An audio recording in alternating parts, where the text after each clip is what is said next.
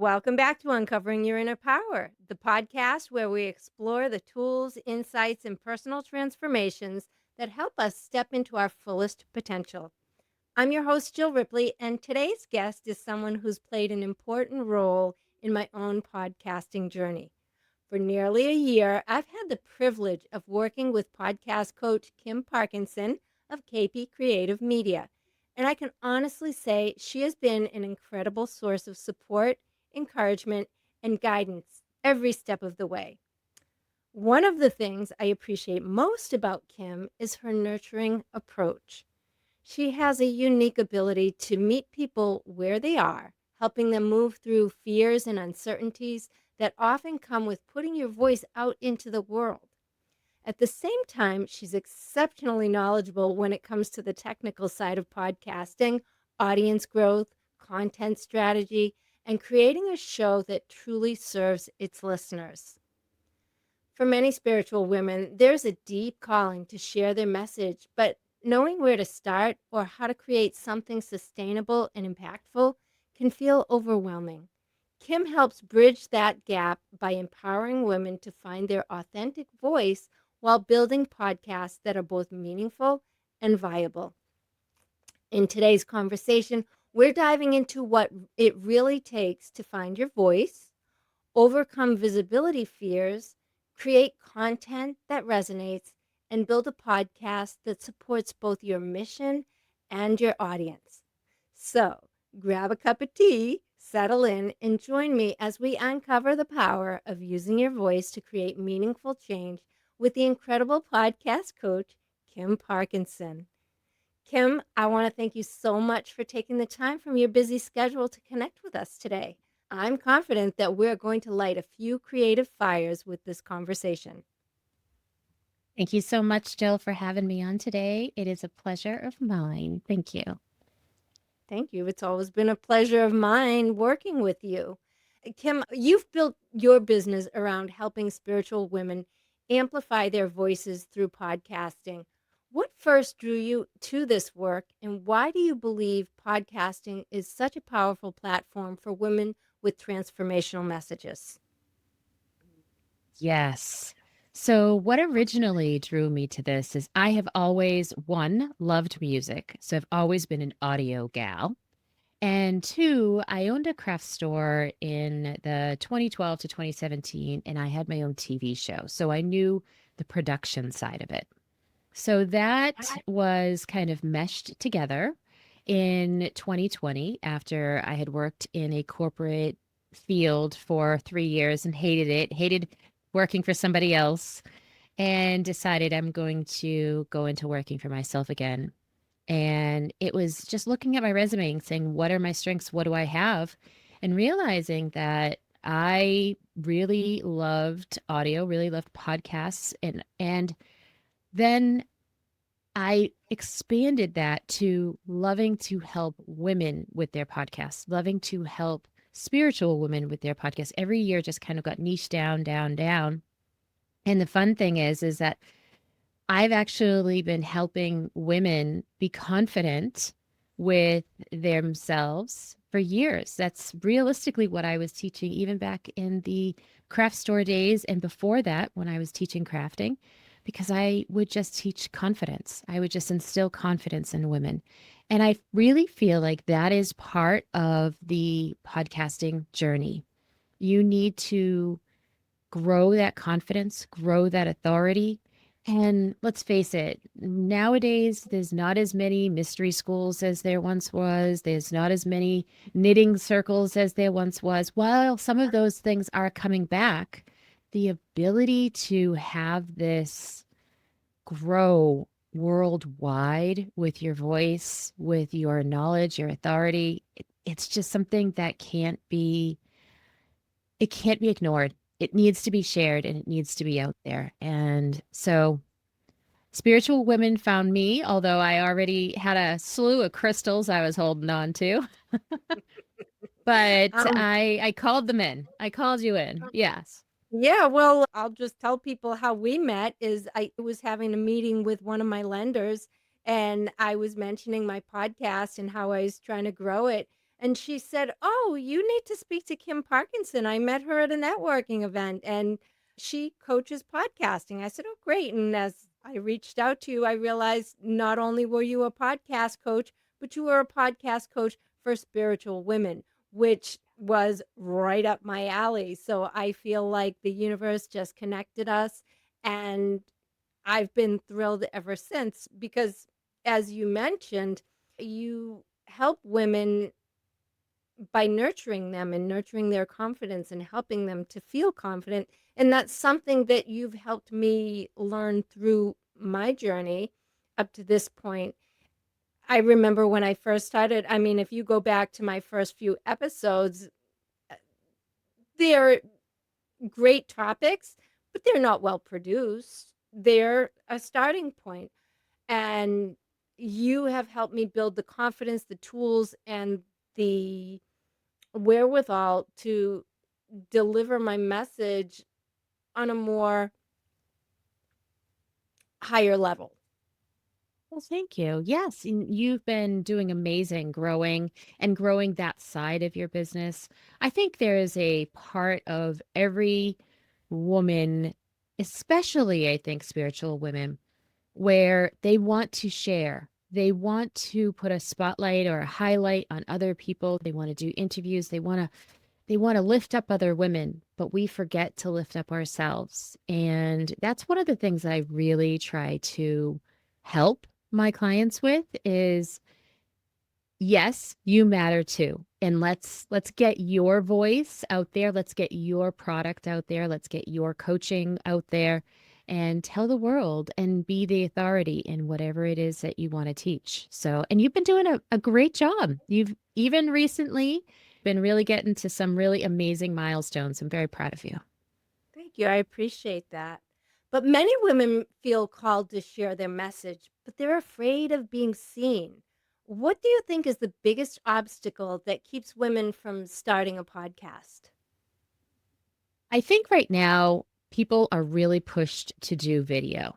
Really pushed. They feel that that is the thing that they have to do. And women in I'm going to say there are specific women our age. Obviously not myself. I don't wear a stitch of makeup, but there are definitely women out there that feel like they have to have their hair perfect, they have to have their makeup done. And while video is absolutely a great way to go, it is definitely growing. You don't have to be there. You don't have to start there. And if all you can do is show up with your voice every week, that's really what matters. And that's going to still reach an audience. And so that's one hurdle that I've often had to help women get over in this space. Another is what do I talk about? Like, who am I to be that authority on that? And another thing I have to just remind everyone is listen, unless you are uh, maybe 6 years old and just learned how to talk, you have some life experiences. And so everybody's story is different. Everybody's way that they dealt with it is different. And there's got to be somebody that's going to connect with you somewhere out there because there's a connection. The universe doesn't just throw out people that don't have connections. And so we're finding those connections one voice at a time and hopefully connecting to whatever that next step is. So, Yeah. yeah. Yeah, I agree with that. And I know that myself, when I first started the podcast, I wanted to go into detail about some of the chapters of my book and explain them out and try to help people to overcome the victim mentality and the mindset. And of course, my book isn't a very long book, and I made it that way intentionally because I really wanted when people are looking for help, they're not looking for a big thick book like this, right? So I made it intentionally brief, but you only have so many chapters in a book. And then in the back of my mind, I'm thinking, well, once the chapters of the book are done, what am I going to talk about? And what I found is that the universe always provides something. I'll be deep in meditation and something hits back in my brain. And I think I talked to you about this, that one episode that I did about the heart gut brain connection. That came to me in my meditation. I'm just in my meditation, and the universe sent me a hit and said, um, neurons, neurons, neurons. I'm like, what about neurons? Like, and then it said, you have neurons in your brain, but you also have neurons in your heart. I was like, yeah, I think that's true. And then I also heard, but you also have neurons in your gut. And so I did research on the heart brain gut connection and the neurons. And so that brought me into that episode. But I find that every week when I say to myself, what am I going to talk about this week? Something opens up, and I find that it's reaching people. And as the statistics show, all over the world, like I've seen people in the Philippines listening to my podcast, and some people in Germany, I think we found out. So, how do you help someone discover their authentic voice instead of trying to sound like everyone else? Yes. So, first, I just want to say hello to those people in Germany and the Philippines, and thank you for listening. Right? It is really cool when you see those numbers from all across the world, and when you can see where that is. That's just a powerful piece to know that. There were a few countries that I hadn't heard of before. Yeah, yeah. My podcast is really popular in Tanzania or Tanzania. I'm not even sure, but yeah, I'm always like, I gotta look that up, but I haven't yet. So, um, I I really feel like if someone has anything to say, okay, there's always going to be you're never going to go to dinner with a girlfriend and just sit there and just order the steak and fries and then be like, that was nice. You're always going to talk about something. There's always going to be something. There's a story that you need to share. There's a story she needs to share. It's going to go back and forth. And it's the same with podcasting. It's Mm, just that, and a lot of times, it's just you talking to the microphone, but you've already had the conversations that week, right? Maybe you talked to a client, or maybe you did a meditation, or maybe you did some journaling and you realized, oh my, yeah, that needs to come up this week. That needs to be talked about. Those are the things that I encourage people to really look at. Especially like this week, I actually sent out a newsletter and it asked about hosting. And I got quite a bit of responses back, which then led me to say, I think I need to do an episode about this. So you never know where those episode idea topics can come from. Could be a client, could be just external people. It's just that spark. And that's what you have to capture is those sparks. I do recommend, like writing it down. If you're like us, you're like, oh yeah, menopause keeps our brain foggy. That's okay. But I do think that in many cases, we we remember the important things and topics that really need to be discussed come forward. And if we need to say them, somebody out there needs to hear them. you're absolutely right on that. And I find that life in and of itself delivers enough food for thought that I'm not sure now that I will run out of episodes and topics. And there's always something. And sometimes it's like you've told me, it's okay to go back and revisit a topic because Yeah. someone hasn't heard it, or there's another way to explain it, or something you can expand on it. So I'm finding all of that out from the work that we've done together. And just wondering, have you noticed any common fears among spiritual entrepreneurs when they first begin speaking publicly? Yes. Yes, I have actually. I think the biggest one is, and this is crazy because it's the very first thing you do, it's introducing yourself in your show. They get stumbled over that. more often than not. We are such, as women, as spiritual women, as just women in general, we're such nurturers and such givers that we often don't start the episode with, hello, this is Jill Ripley. We just don't do that. We just dive right in, and then it's like, oh, I got to go back and maybe you got to record that later, or maybe, you just missed it altogether. I think the other part to that also is asking your audience to do that next step. It's, again, I've heard a lot of people say they feel like asking them to join their newsletter even is salesy. But really, somebody is sitting there on the other end listening and like, how can I get a hold of this person? How can I get a hold of this person? I love what she has to say. What do I do? How can I do this? And if you haven't said, please reach out to me and give an email address or tell them where to get the newsletter or whatever it is, you're really almost doing them a disservice. And so it's a little bit of a mind shift to try to get these women, um, anybody, any woman, to understand and want to do that next step. So yeah, two bits, beginning and Yeah. the end. Yeah.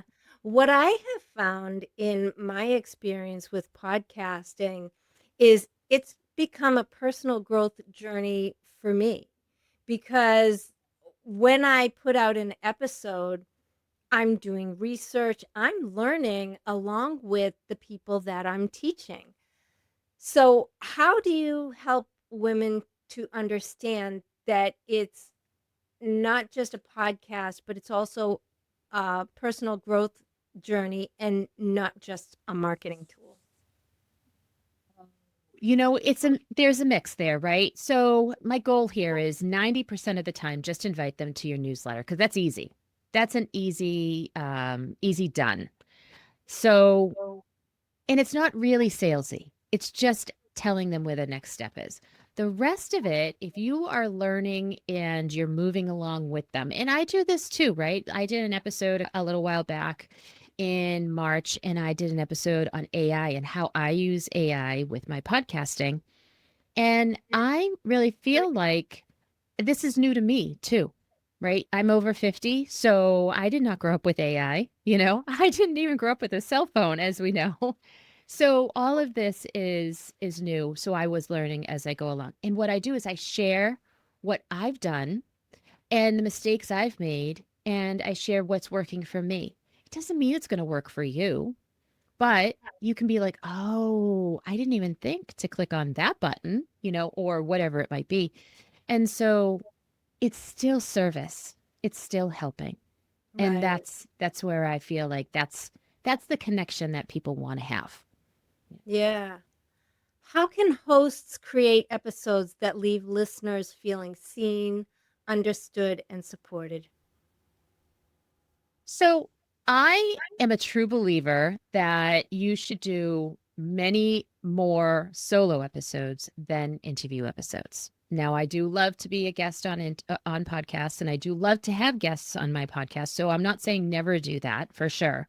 But what I'm saying is creating that 10, 15, 20-minute solo episode is actually one super empowering for you. Really, once you get over that hurdle, it really is super empowering.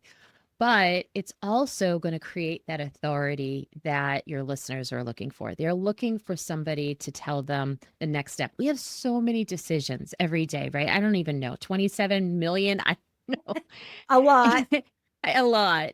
And so having that next step, that easy next step to do is almost refreshing.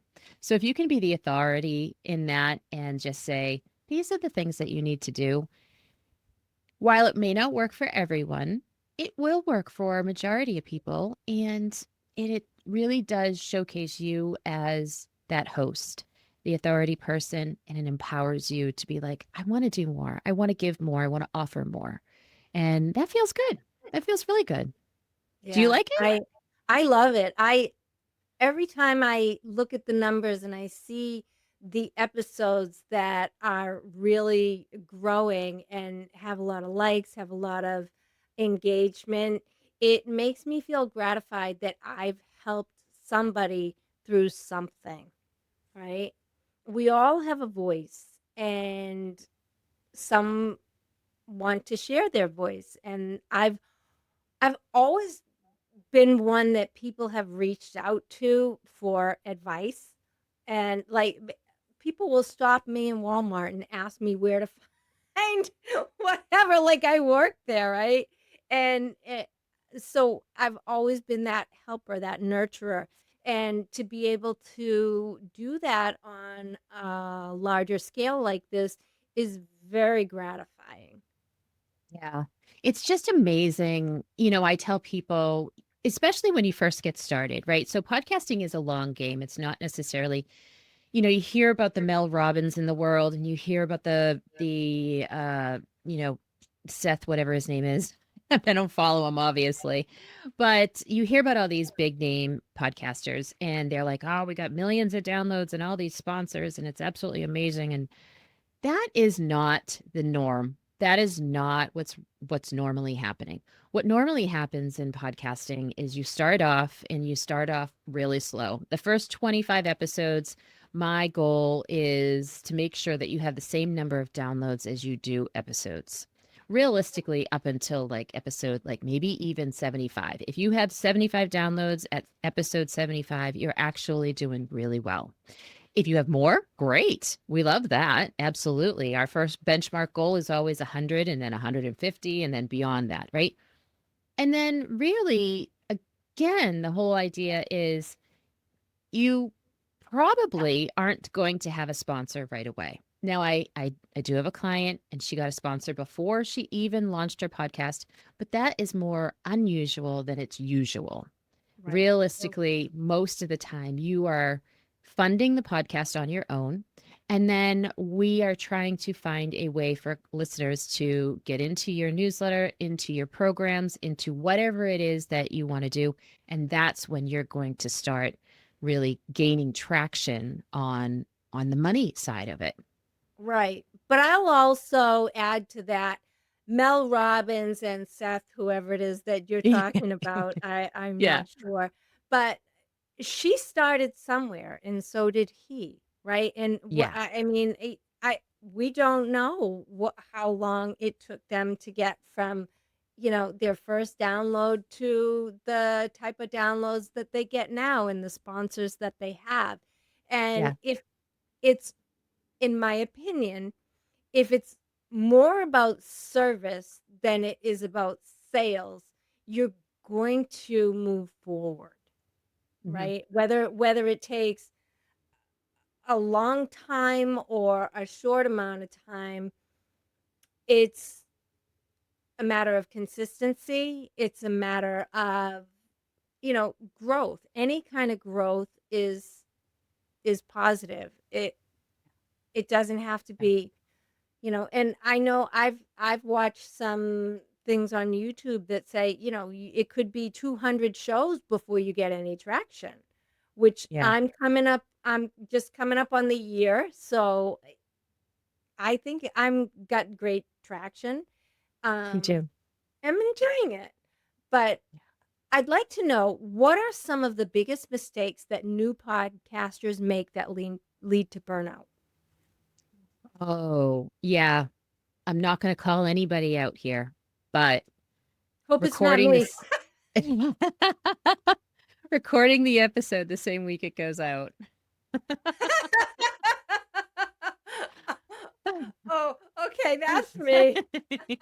Well, I have to say, sometimes that's me too. I will honestly say, sometimes that is me too. I'm a huge proponent of batch recording, but when you leave it till the last minute, that is when you're like working the midnight oil, and that's when it becomes no longer fun, right? So you Right, don't want that. right, So that's I think one of the biggest mistakes is, and maybe it's not necessarily a mistake as you just never know what's going to happen, right? right. Like you could have this, like I'm going to do, I already know what I'm going to talk about. I'm going to hit record. I'm going to record it, and then you have like a storm happens and there's an outage and you can't edit it, you can't upload it, and all of that, and then you're like, you know. Some people really freak out about that. Like I always send out my my podcast at um, Tuesdays at 6 a.m. Eastern time. I, I was inadvertently saying newsletter because I never send out my newsletter on the same time. So maybe that was the universe kind of saying, "Oh yes, Kim, you're talking about the newsletter." That needs to be But scheduled too. yes, exactly, exactly. But I do feel like that's one of the pieces of it, right? Is not having some things in the bank. Yeah. And by the bank, it could just be topics, could be podcast topics. Maybe you don't have any podcast topics in the bank. Maybe you haven't recorded something and it's not in the bank. Maybe you haven't edited something and it's not in the bank. It could be all three. It could be one of those pieces. But if you're finding that it is no longer fun because you're doing it last minute, shorten your episodes. They don't have to be an hour long each. Just do 10, 15-minute episodes, especially if they're solos. And then use that hour that you normally would to get caught up a little bit. Maybe do 2 episodes, edit both of them, get them all done. And so you at least have something in the event the pollen's really thick and you have a cough, or, you decided somebody gave you $1 million and you decided you were going to go to, Aruba for the weekend. I don't know. That'd be nice. I I know for myself in the beginning, I was instructed that you should have at least 4 episodes in the bank, right? Yeah. And I did that in the beginning, and as time grew on, because I do research all my episodes and what I talk about, it takes me time, right? Yeah. So, and I'm also a realtor, so I'm busy doing business. And so I have found that right now I've used up my bank. And so I am putting out an episode per week with nothing in the bank. So I'd like to get to that point where I've got some scheduled to go out, but I'm still enjoying it, and it is what it is, right? I'm just You gonna trust know, the universe to give me the topics and keep moving on it. and you are a little bit more lenient on yourself when you send it out. You're not, so I'm very like strict. Like in my head, I don't know what kind of personality this is, but in my head, it has to go out Tuesday morning at 6 a.m. Eastern time. There's no, like, if it doesn't make it by that time, that I have like failed myself. That is a personal imposition that I have put on me, myself, and I, all three of us. And I don't see that from you. You are a little bit more like, okay, if it goes out on Tuesday, great. If it or Monday, great. If it goes out Tuesday, great. And that's okay. That's great. I am just a little bit more. Well, I think uh my podcast goes out every Monday on streaming, on the podcast streamings. I'm a little more lenient when I put them out on YouTube, but I'm always caught up enough that one will go out every Monday on the podcast streaming services. yeah. But so how can someone stay consistent when life gets busy and motivation fluctuates? I think this is a matter of a little bit of timing, right? So if you are finding that you are behind, or and hate to say this because realistically, I don't when talk to you, I don't feel the pressure that I normally would feel for myself being behind. But I don't feel that from you. So I think that this is probably a moot point for you, but definitely one for myself. If I find that I have not recorded Tuesday's episode by Monday afternoon, then I'm not leaving this room until it's done. So what I end up doing is I will probably record 2 or 3 of them right away. And the other thing that I do is I also record other types of episodes. So not just interview episodes, because those are great, right? They're great, but they're, again, not necessarily authority building. But I also record case studies with clients, current clients, past clients, so that I'm still the authority, but they're kind of getting their information out there. And then I also do coaching style episodes. And those are where I haven't just invited somebody on that isn't a client, and I give them some information about their podcast that is just a couple of steps they can do to maybe get seen a little bit more, get visible a little bit more. And so those different types of podcast episodes is really what helps me stay more aligned because I can actually record a coaching, a case study, or an interview and have those. And I did an interview actually earlier today, and I said to her, this is not going to go out until probably end of July, beginning of August, just letting you know. Because I have enough in the bank right now. I don't have any solos, so I just want to tell you that. I'll be completely honest with you. But I do have 3 case studies and 2 podcast interviews in the bank. So at least I have something. I feel a little bit more happy with that. Yeah. Now, how do you blend strategy with intuition when helping spiritual women grow their podcasts? Ooh, that is an intimate that is an intimate hit. Yeah, that is an int I was gonna not say that word, but it came out anyway. That is and it is a hit that I get that I can look at your podcast and be like, listen, the keywords here are not what you're talking about. You know, you can have an amazing podcast, but if it's called like the Amanda Show, and nobody knows who Amanda is, nobody's going to listen to the Amanda Show unless you are really doing all of the heavy lifting, getting that out there with maybe an amazing newsletter list, maybe an amazing Instagram. But what I tell them, I can immediately see it and say, are you getting downloads with that? Because that name does not invoke into me what you're talking about and who you're talking to. And we usually start there. And that's just immediate. It comes right to me. Whether or not that's training or my intuition, I'm also a Scorpio, so I'm very intuitive human design projector. So, yeah, I can see a lot of things that maybe other people don't see. So, I have a lot of great things there going for me. So, it could be that too. It could just be my design. Yeah, Yeah. could be. Have you seen podcasting women step more fully into their purpose or calling? Yes, especially lately, I've seen a lot more spiritual women wanting to share their stories, wanting to get their modalities out. I talked to somebody more recently, and there's like, I've never heard of this modality. And so I immediately said, hey, I'm in, I'm all in. And so it was a local woman and she did emotion code on me. And I was like, this is fascinating. How many people in the world actually know how to do this or what it is? And so there's just so many different directions that we can go, that we can talk about, that we can showcase to people.